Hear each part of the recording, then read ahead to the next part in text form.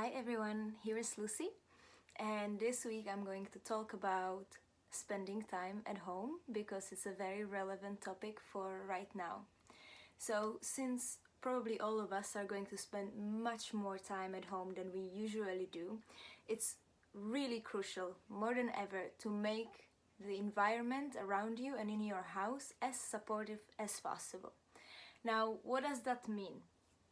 It means to make your environment spacious, since maybe soon we are not able to go out and we're going to be lacking space. It's really important that we will create that space inside of our own homes.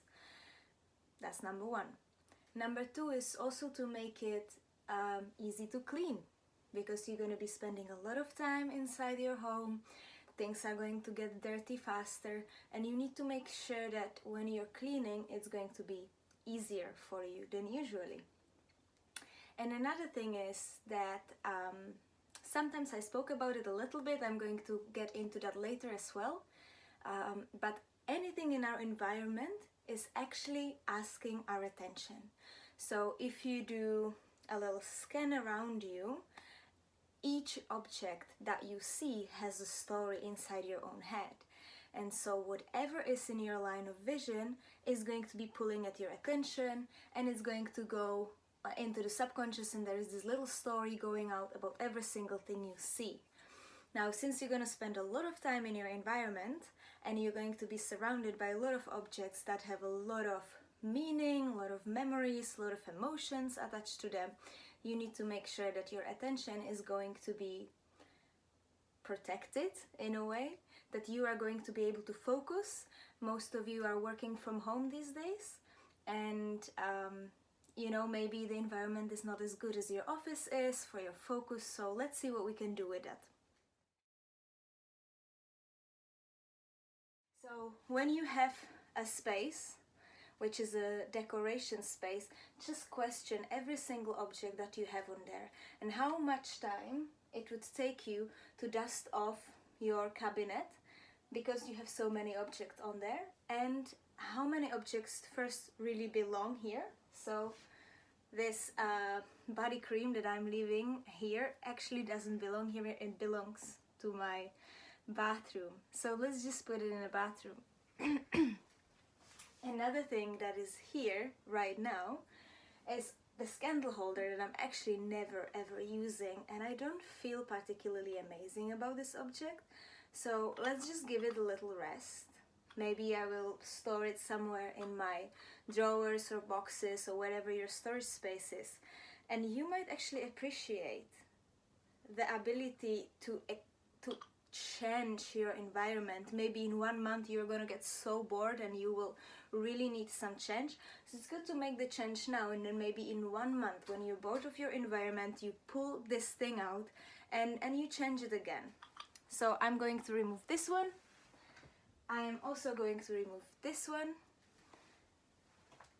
And I have stones in here, or a little shells that I found 2 years ago in Vietnam, and they mean a lot for me, but maybe I can find a different place for it, maybe in my bathroom somewhere where I have a little bit more space, which is like not an overcrowded cabinet. So I'm going to find a new home for these, and I'm also going to find a new home for the plant, because the plant actually belongs to the window right now. And then I can play around with what I have in here, finding out that I have actually much more space. And when I need to dust off, I only have 2 objects that I have to remove.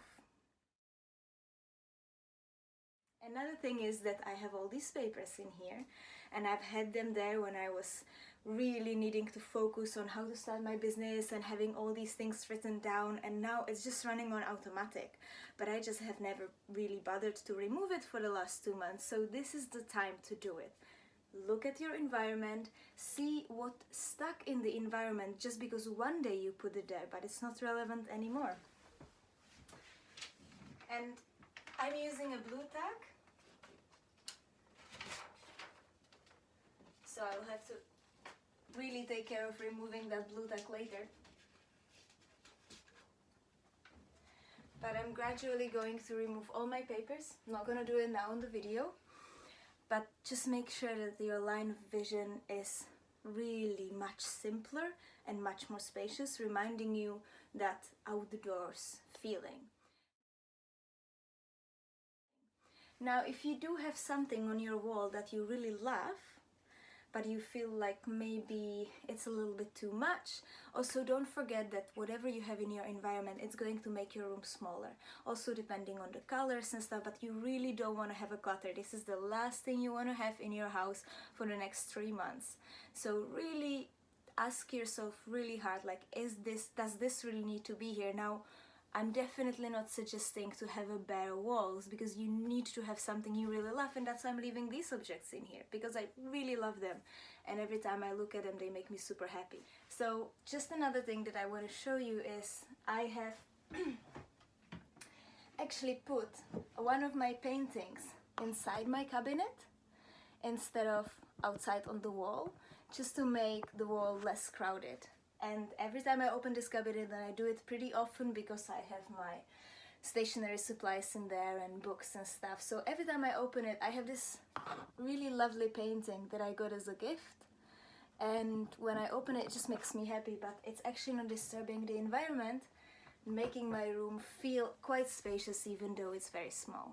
So go around your house, start with the areas where you spend the most time, and just do a little scan around 360 and really look at each object and question whether it is necessary to have that object in your environment.